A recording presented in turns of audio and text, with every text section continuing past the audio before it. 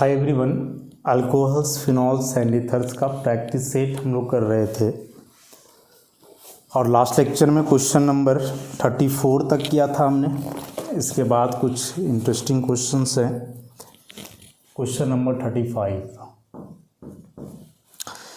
Question number 35 में कोई alcohol दिया हुआ है, ऑप्शंस में दिए हुए हैं 4 अल्कोहल। कह रहा है कि उसमें से उस अल्कोहल का सबसे पहले रिएक्शन हम लोग कोई एसिड से करवाएंगे तो यहाँ से कंपाउंड मिलेगा ए, और इस ए का हम ओजोनोलाइसिस करेंगे। ए का ओजोनोलाइसिस करेंगे तो ओजोनोलाइसिस से हमें यहाँ कंपाउंड मिलेगा नोनेन 2,8 डाइऑन। ठीक है, तो पूछा जा रहा है तुमसे कि बताओ ए क्या है। अल्कोहल कुछ ऐसा दिया हुआ है, अल्कोहल जो है वो ऐसा अल्कोहल दिया हुआ है।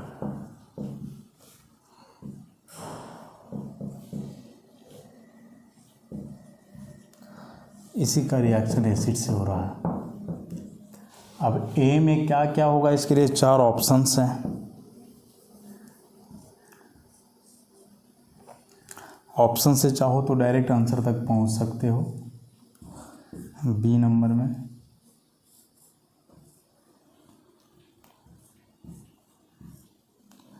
सी में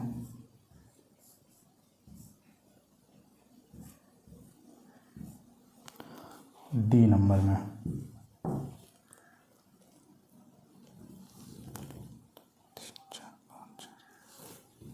सेवन मेंबर रिंग है।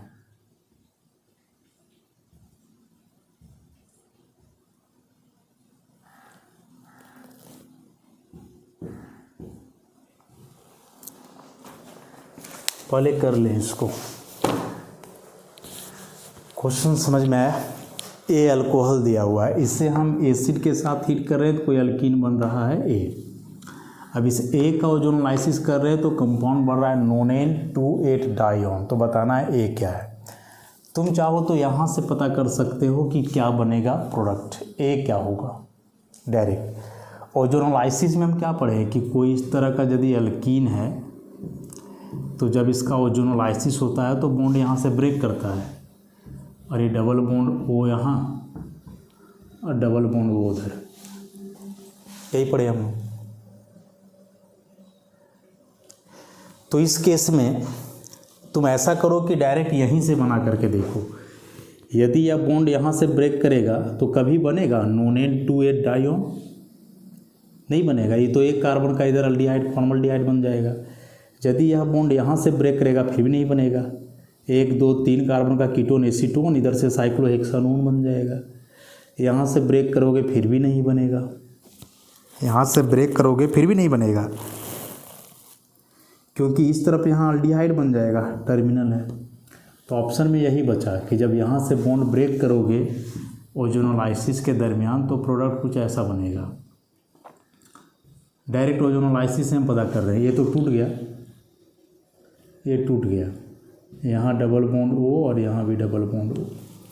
अब नाम लिख करके देखो इसका, तो 1 2 3 4 5 6 7 8 9, तो हो गया नोनेन 2,8 डाइऑन।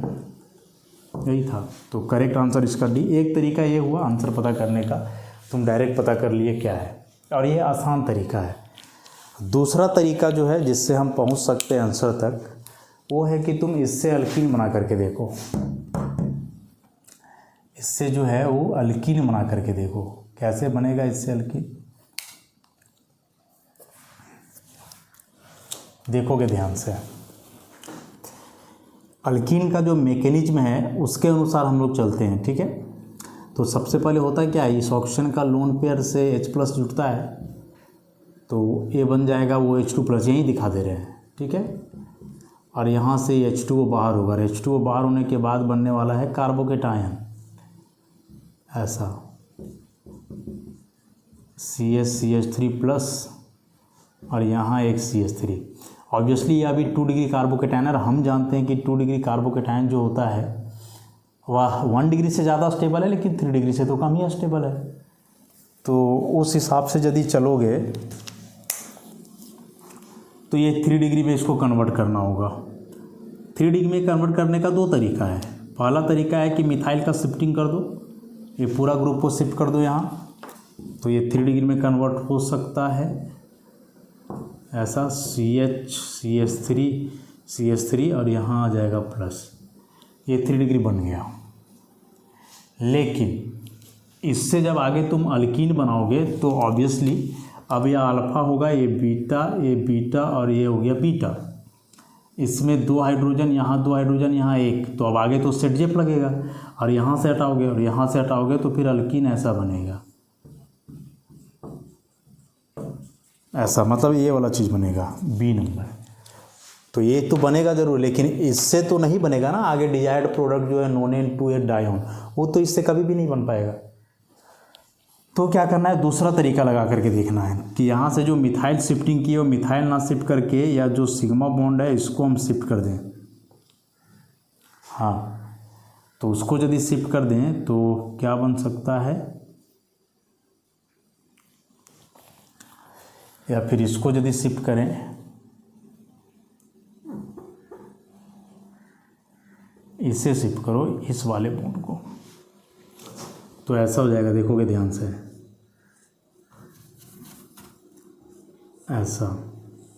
ऐसा है,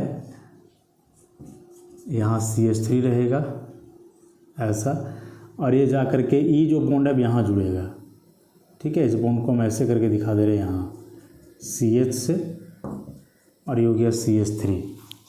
ठीक है, और ये CH जुड़ा हुआ है इस कार्बन से, यहाँ से, मतलब अभी 7 मेंबर रिंग बन गया, और ऑब्वियसली प्लस अब आ जाएगा यहाँ से बॉन्ड हटा ना, ये भी 3 डिग्री है, अगल बगल 3 है, तो इसी चीज़ को तो हम ऐसे भी लिख सकते हैं, इसी चीज़ को हम ऐसे भी लिख सकते हैं, यहाँ CH3 और यहाँ भी CH3, यहाँ प्लस, और अब यहाँ से हाइड्रोजन हटा दो, एक हाइड्रोजन इसके पास है ना, तो ये हाइड्रोजन यहाँ से हट जाएगा तो आ जाएगा डबल। ये चीज़ अब यहाँ से बॉन्ड टूटेगा तो वो बन जाएगा ये वाला चीज़, समझे। तो ये दोनों यहाँ सिग्मा बॉन्ड का शिफ्टिंग हुआ। जनरली अरेंजमेंट में मिथाइल या हाइड्राइड शिफ्ट हम लोग पढ़ते हैं, यहाँ सिग्मा बॉन्ड का शिफ्टिंग हुआ। तो ये थोड़ा कंसेप्चुअल क्वेश्चन था, हालांकि बताए कि एक तरफ से चलोगे तो थोड़ा डिफ़िकल्ट हो जाएगा, इस डायरेक्शन से चलोगे तो, लेकिन यदि इधर से तुम सोचोगे तो डायरेक्ट चारों अल्कीन में से कोई एक लेकर के तुम प्रोडक्ट तक पहुँच सकते हो, बड़ा आसानी से आंसर हो जाएगा इसका। क्योंकि कंपाउंड हमें जो बनाना था नोनेन 2,8 डायोन, हम वहाँ से चलेंगे कि वो कैसे बनेगा, अल्कीन से, कौन सा अल्कीन से बनेगा, तो डायरेक्ट यहाँ से पता चल जाता है। आगे 35 नंबर के बाद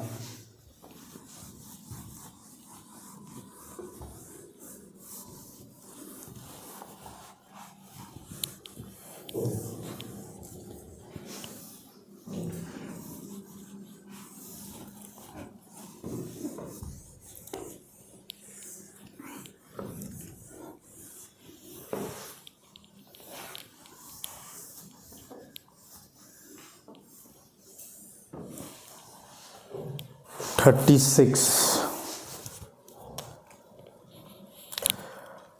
सिक्स में क्या है, कह रहा है कि propane 1 all can be prepared from propene. 36 propene से हमें बनाना है प्रोपेन 1 ऑल, तो इसके लिए हम रिएजेंट क्या यूज करेंगे, 4 ऑप्शन है, डायरेक्ट हाइड्रेशन, बी नंबर,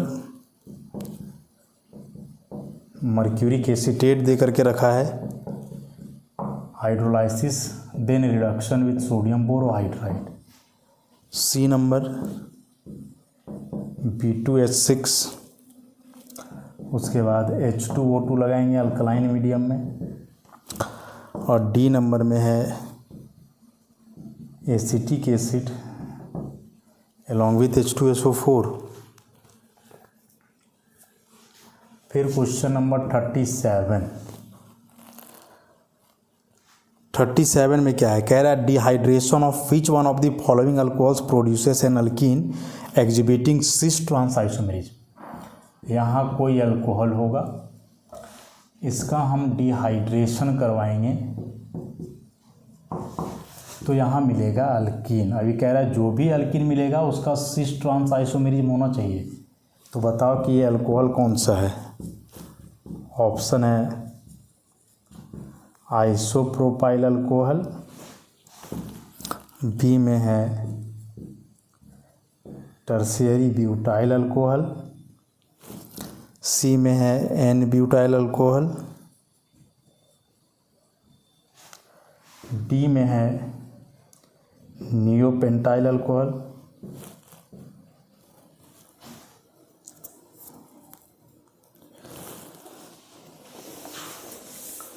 करें इन दोनों क्वेश्चंस को। देखो यह जो क्वेश्चन है प्रोपीन से प्रोपेन 1ऑल, ये कन्वर्सन बनाते समय भी हम लोग किए थे chapter CH3CH2, this is propene. इससे बदल रहा है या बन रहा है प्रोपेन 1ऑल। बस तुम मिला करके देख लो, ये CH2 में बदला मैंने H जुड़ा, और ये CH2 में OH जुड़ा मैंने OH, ओवरऑल HOH का एडिशन हो रहा है। लेकिन यह जो HOH का एडिशन हो रहा है ये कौन सा रूल से हो रहा है, मार्कोवनिक-ऑप्स या एंटी मार्कोवनिक-ऑप्स। ऑब्वियसली एंटी मार्कोवनिक-ऑप्स, H जुड़ रहा है जहाँ कम हाइड्रोजन है, OH जुड़ा है जहाँ ज़्यादा, तो एंटी मार्कोवनिक-ऑप्स एडिशन हुआ है। अब चैप्टर पढ़ते समय इस चीज़ पे गौर करवाया गया था कि डायरेक्ट हाइड्रेशन यदि करेंगे तो मार्कोवनिक-ऑप्स फॉलो करेगा, ये भी मार्कोवनिक-ऑप्स फॉलो करता है। This one is oxymercuration demercuration या ऑक्सीमर्क्यूरेशन रिडक्शन, ये है हाइड्रोबोरेशन ऑक्सीडेशन। रिएजेंट देख करके पहचानो ना, समझ में आ जाएगा। और इसी में जो H2O जुड़ता था ना, वह एंटी मार्कोवनिक-ऑप्स रूल से जुड़ता था, और इससे तो कोई बनता ही नहीं है। तो सिंपल सा था, प्रोपीन से प्रोपेन 1ऑल बनाना है, इसका मतलब अल्कीन से हमें 1 डिग्री अल्कोहल बनाना है। और इसमें हम देख पा रहे हैं कि जो वाटर का एडिशन हो रहा है वह एंटी मार्कोवनिक-ऑप्स रूल के अनुसार हो रहा है। अब एंटी मार्कोवनिक-ऑप्स रूल हम पहले पता किए कि किस में लगता है भाई, तो ऑक्सीमर्क्यूरेशन रिडक्शन में मार्कोवनिक-ऑप्स के अनुसार एडिशन होता है। डायरेक्ट हाइड्रेशन करते हैं वहाँ भी मार्कोवनिक-ऑप्स के अनुसार एडिशन होता है। ये हाइड्रोबोरेशन ऑक्सीडेशन है जहाँ H2O का एडिशन अल्कीन में एंटी मार्कोवनिक-ऑप्स को फॉलो करता है। तो इससे डायरेक्ट आंसर हम लोग को पता चल गया, सी नंबर। अभी क्वेश्चन नंबर 37 को देखो। 37, चारों में से कौन से अल्कोहल से जो अल्कीन बनेगा उसका सिस ट्रांस आइसोमेरिज्म होगा। क्वेश्चन ये है आइसोप्रोपाइल अल्कोहल, तो आइसोप्रोपाइल अल्कोहल से अल्कीन क्या बनेगा, प्रोपीन बनेगा। देखो इसका डिहाइड्रेशन करोगे तो प्रोपीन बनेगा। सिस ट्रांस आइसोमेरिज्म का क्या कंडीशन है भाई, कि डबल बॉन्ड का जो कार्बन होता है उसका कोई भी 2 ग्रुप सेम नहीं होना चाहिए, ये कंडीशन है। तो इस कार्बन का दोनों हाइड्रोजन है तो नहीं शो करेगा। फिर है टर्शियरी ब्यूटाइल अल्कोहल, ऐसा यहाँ से भी जब तुम हटाओगे तो अल्कीन बनेगा कुछ इस तरह का, CH3CCH3 डबल बॉन्ड CH2। यहाँ भी देखो ये दोनों हाइड्रोजन है तो ये भी शो नहीं करेगा, इसका भी दोनों ग्रुप आइडेंटिकल हो गया। डबल बॉन्ड के जो कार्बन है उनका दोनों ग्रुप डिफरेंट होना चाहिए, तब जाकर के ज्योमेट्रिकल आइसोमेरिज्म होगा, नहीं तो नहीं होगा। ये कंडीशन पढ़े हुए हैं हम। तो यहाँ तो चलो इसका इस कार्बन का दोनों अलग है, एक हाइड्रोजन एक CH3, लेकिन इसका तो दोनों सेम हो गया ना। यहाँ तो दोनों कार्बन का दोनों ग्रुप सेम है। एन ब्यूटाइल अल्कोहल, तो एन ब्यूटाइल अल्कोहल का क्या कहानी है, एन ब्यूटाइल अल्कोहल। अब एन ब्यूटाइल अल्कोहल का यदि डिहाइड्रेशन होता है तो यहाँ से सवाल है कि 2 चीज़ बनेगा, एक यहाँ से ब्यूट2इन भी बनेगा, रीअरेंजमेंट होगा तो, और दूसरा यहाँ से ब्यूट1इन भी बनेगा। ब्यूट1इन तो शो नहीं करेगा, ये शो करेगा। हम आगे का ऑप्शन देखते हैं फिर कंफर्म करेंगे। और डी नंबर में था नियोपेंटाइल अल्कोहल, ऐसा ये है नियोपेंटाइल अल्कोहल। अब इस नियोपेंटाइल अल्कोहल का भी तुम डिहाइड्रेशन करोगे तो रीअरेंजमेंट होगा, और रीअरेंजमेंट होकर के ऐसा कुछ बनेगा, ऐसा कुछ बनेगा। तो इस कंपाउंड में ज्योमेट्रिकल हो सकता है क्या? कहाँ से होगा? ये डबल बॉन्ड के कार्बन का 2 ग्रुप सेम है। अब थोड़ा गहन बात है यहाँ सोचने वाला कि क्या इसका आंसर होना चाहिए। अभी तक में तो एक बात हम लोग का क्लियर हो ही रहा है, एन ब्यूटाइल अल्कोहल वाला, वो अभी तक एक क्लियर हो रहा है।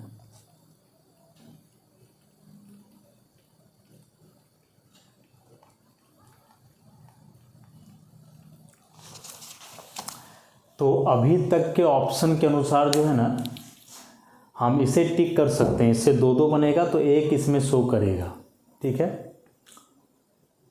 हालांकि क्वेश्चन यदि होता तो एक्यूरेट क्वेश्चन में चारों में से कोई भी ऑप्शन नहीं होना है। अब यह जो क्वेश्चन बुक में दिया हुआ ना, इसमें 5 ऑप्शंस दिए हुए हैं, A B C D E।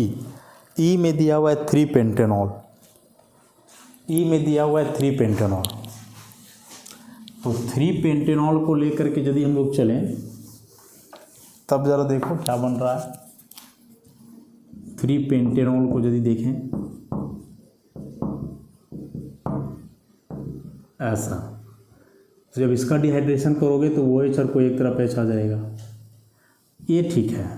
एक कार्बन CH3 इधर H, double bond carbon CH2 CH3 और H, ये H और H सेम साइड हो गए तो सिस कह देंगे, और यदि ये अपोजिट चले जाएंगे ऐसा तो ट्रांस। 3 पेंटेनॉल, लेकिन ऑप्शन नंबर ई में दिया हुआ है, अभी ई तो इसमें रहेगा नहीं। तो ये चारों में से एन ब्यूटाइल अल्कोहल, यदि इसमें पेंटेन 3 ऑल एडजस्ट कर देता है तो फिर वही इसका आंसर हो जाएगा, ठीक है। तो ध्यान रखोगे इसको। 4 ऑप्शंस दिए हुए हैं, तो ये तरीका हम बता दिए, जो भी ऑप्शन रहेगा तुम अपने से करके देख लोगे इसको। ऑप्शन में यदि दोनों है, एन ब्यूटाइल अल्कोहल भी है और 3 पेंटेनॉल भी है, तो अब 3 पेंटेनॉल को ही टिक करोगे, इसको नहीं। और यदि वो नहीं है तो फिर एन ब्यूटाइल अल्कोहल हो जाएगा, क्योंकि रीअरेंजमेंट यहाँ होता है कार्बोकेटायन का, ब्यूटोइन बन सकता है एज ए मेजर प्रोडक्ट, ये माइनर बनता है। तो जब भी ऐसा कोई क्वेश्चन रहे ना सिस ट्रांस आइसोमेरिज्म से रिलेटेड, तो तुम्हें देखना क्या है कि डबल बॉन्ड का कार्बन जो है, दोनों कार्बन, तो डबल बॉन्ड के दोनों कार्बन के जो 2 ग्रुप्स हैं वे डिफरेंट होने चाहिए। डबल बॉन्ड के दोनों में से किसी भी एक कार्बन के दोनों ग्रुप्स आइडेंटिकल हो गए तो फिर वह ज्योमेट्रिकल आइसोमेरिज्म शो नहीं करेगा, डेफिनेटली शो नहीं करेगा, ठीक है। तो खैर इसका ऑप्शन में जो दिया रहेगा उसको टिक करोगे। N butyl alcohol pentene 3 ol दोनों है तो पेंटेन 3 ऑल टिक करना है, और दोनों में से कोई एक है, एन ब्यूटाइल अल्कोहल है तो वही होगा, क्योंकि बुक में इसमें 5 ऑप्शन दे दिया A B C D E, तो ई तक अब कहाँ रहता है ऑप्शन।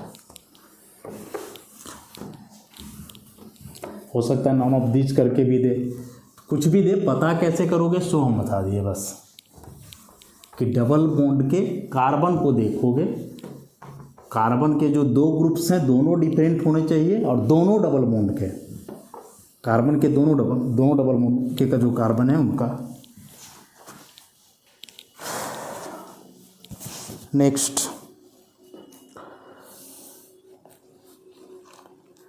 37 नंबर क्वेश्चन हो गया ना, 37। अब है 38।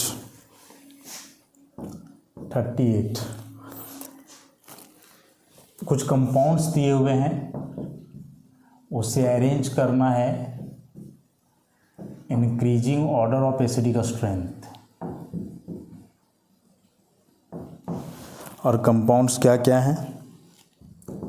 1 में दिया हुआ है मेटानाइट्रोफिनॉल, 2 में है मेटाक्रेसॉल, 3 में है फिनॉल, 4 में है मेटाक्लोरोफिनॉल।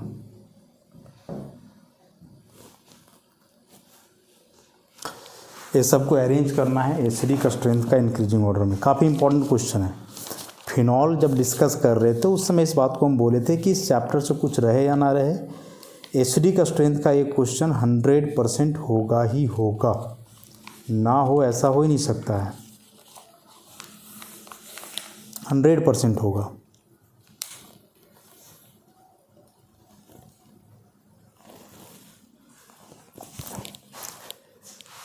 सबका स्ट्रक्चर पहले बनाओ। मेटा नाइट्रोफिनॉल, ठीक है, ऐसा एसिड है, H+ देगा, तो H+ देने के बाद ये फिनॉक्साइड बनेगा, ठीक है। उसी प्रकार से मेटाक्रेसोल,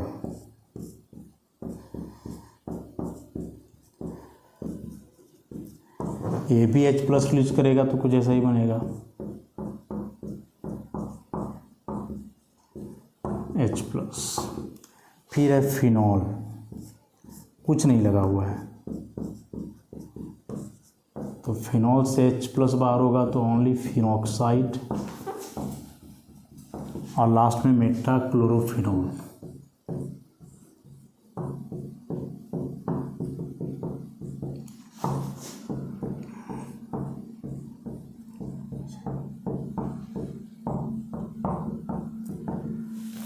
इसमें से यदि इन सब के बारे में एसिड कहा जा रहा है तो ऑब्वियसली ये उसके कॉन्जुगेट बेस होंगे। ये बताया गया है कि जब भी कोई एसिड H+ रिलीज करता है तो कॉन्जुगेट बेस। अब जो एसिडिक स्ट्रेंथ है वो डायरेक्टली प्रोपोर्शनल है स्टेबिलिटी ऑफ कॉन्जुगेट बेस का, ये डायरेक्टली प्रोपोर्शनल है स्टेबिलिटी ऑफ कॉन्जुगेट बेस का। ये किसी में भी काम करता है, ये किसी में भी काम करता है, डायरेक्टली प्रोपोर्शनल है कॉन्जुगेट बेस के स्टेबिलिटी का। चाहे कोई भी एसिड का एसिडिक स्ट्रेंथ देखना हो आप इससे देखो, क्लियर हो जाओगे। तो बस देख लो कि ये चारों में सबसे ज़्यादा स्टेबल कौन है। ये स्टेबल कैसे होगा, जब ऑक्सीजन का माइनस यहाँ से हटेगा, और हटेगा तो बहुत चांसेस है जैसे भी हटे, इंडक्टिव से हटे, रेजोनेंस होगा तो रेजोनेंस ऐसे। लेकिन हम जानते हैं कि जब ऐसे +R इफेक्ट कोई शो कर रहा हो तो मेटा वाला ग्रुप केवल एक ही चीज़ दिखाता है, इंडक्टिव, रेजोनेंस नहीं दिखाता है। जब कोई ग्रुप ऐसे अपना इलेक्ट्रॉन डोनेट कर रहा हो बेंजीन को थ्रू +R, तो मेटा पर जो भी जुड़ा रहेगा वो रेजोनेंस से उसको कोई मतलब नहीं रहेगा, केवल शो करेगा इंडक्टिव।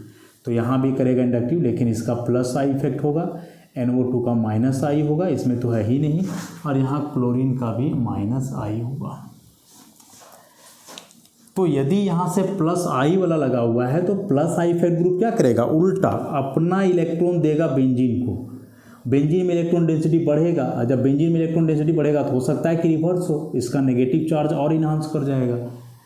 तो यह जो ग्रुप लगा हुआ है CH3 इलेक्ट्रॉन देने वाला ग्रुप है, ये फिनॉक्साइड को और ज़्यादा अनस्टेबल बना देगा, और ये यदि अनस्टेबल हो जाएगा तो फिर ये कभी लूज करना ही नहीं जाएगा H+। उससे बढ़िया है कि बेंजीन में कुछ ना रहे, वो ठीक है। यहाँ ना तो लेने वाला है ना तो देने वाला है, तो कोई दिक्कत नहीं है। तो एक बात जो हम लोग क्लियर कर पा रहे हैं वो ये कि इसमें जो CH3 है वो सबसे अलग शो कर रहा है बिहेवियर, +I, और +I यदि आएगा तो इस नेगेटिव को और बढ़ाएगा ना, इलेक्ट्रॉन दे करके इसको नेगेटिव हटाना है, और वो तब हटेगा जब बेंजीन में कोई इलेक्ट्रॉन लेने वाला रहेगा। जैसे NO2 इलेक्ट्रॉन लेने वाला है, Cl इलेक्ट्रॉन लेने वाला है, यहाँ CH3 उल्टा इलेक्ट्रॉन देने वाला है। और यदि अपना इलेक्ट्रॉन देता है तो इसके माइनस को बढ़ाएगा, और माइनस को बढ़ाएगा तो फिर स्टेबिलिटी को घटाएगा। तो सबसे कम stable conjugate base this one, तो सबसे कम एसिडिक हो जाएगा कौन सा सबसे कम एसिडिक हो जाएगा, मेटाक्रेसोल।